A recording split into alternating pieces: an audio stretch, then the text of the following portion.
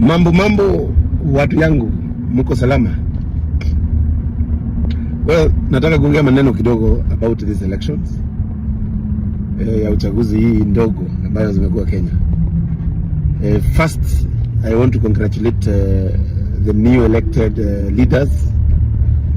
I'm very excited because of to see DCP, the youngest party in Kenya, that all the candidates that they presented for elections wote walishinda, na si Mlimani, ni Narok, Kajiado, Kariobangi, Nairobi. That is very encouraging, and I want to say congratulations. Na congratulations to the others. Na uchaguzi inakuwaga ukishindwa either fairly and unfairly, mtu akishachukua certificate unaitikia maneno imeenda, na kama hujaitikia you use the normal channels ya maneno ya appeal. Lakini nataka kuongea maneno ya Mbeere North. Mimi nimekuwa Mbeere North, nimekuwa involved na campaigns, na niseme niliingia Mbeere North for 2 weeks kufanyia mtu anaitwa Newton Kariuki Ndwiga aka Karish elections, I mean campaigns, na tumepiga campaign. He lost as per the IEBC, he lost with around 400 votes. Lakini hiyo sio story ile nataka tuongee. Mimi hiyo uchaguzi nimejionea maajabu. Nimejionea maajabu. Mimi sijaiona election mtu akichukua polling station hostage. Jana nilijionea na macho, sikuambiwa na macho. Huyu Ruku, the CS Ruku ameingia polling station,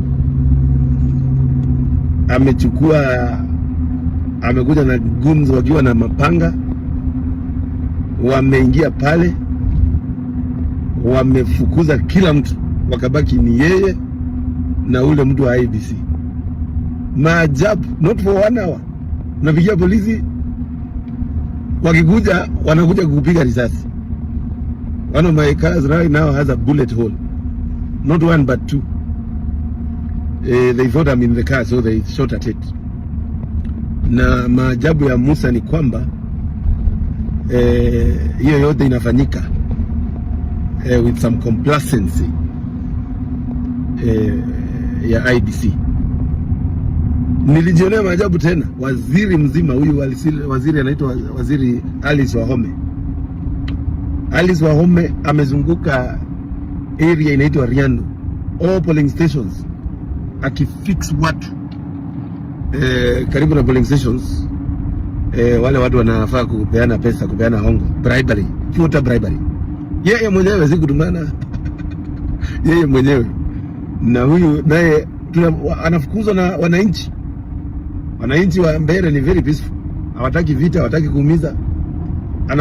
Wanafukuza mtu, Alice anakuja yeye mwenyewe, anarudisha yeye hapa na anamwambia usitoke hapa, na polisi can do nothing about it. Mimi nimejionea maajabu, my friend. Lakini I think the best lesson to learn with this election ni nao siasa zetu na ile inchi huyu president ametengeneza. Ni inchi ambayo sasa, while you are preparing for elections, and here I'm addressing the young people, wale watu ambao sasa they are aspiring to be members of parliament, senators and governors and MPs. Upange mambo 3. Wewe unapanga wananchi, na pia unapanga vile utapambana na polisi, na unapambana na wao vizuri. That's a new facet of preparation to elections. Kupambana na polisi, kwa sababu polisi will serve the state. But I'll tell you one thing, watu wameniuliza wengi, what does this mean? Leo I have taken time to talk to a few people, kuongea na wao, kusikia. The election of Mbeere North is well known, an election that was highly infiltrated with the government machinery. The election of Mbeere North, the only person who wanted to gain some confidence with himself because he had gotten some esteem issues on his standing with the people. Is the president. Yeye ndiye alikuwa anataka kusikia kitu kazuri kwa roho afurahie. That's why he did not spare a coin.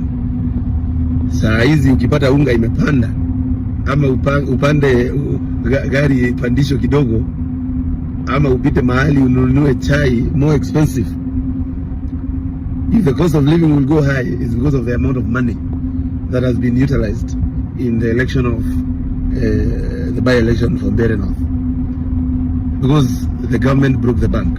Walifanya kitu inaitwa all government approach. Kila mtu kwa serikali alikuwa na pesa ya wananchi ya kuleta pale, na well, we need some new laws to curb that, because hiyo ndio kitu ambayo inafanya taxpayers not to get development. Lakini ya muhimu ni nchi yetu ya Kenya ijue that struggle still continues. Bado mapambano. Asante, fomu na kujituma.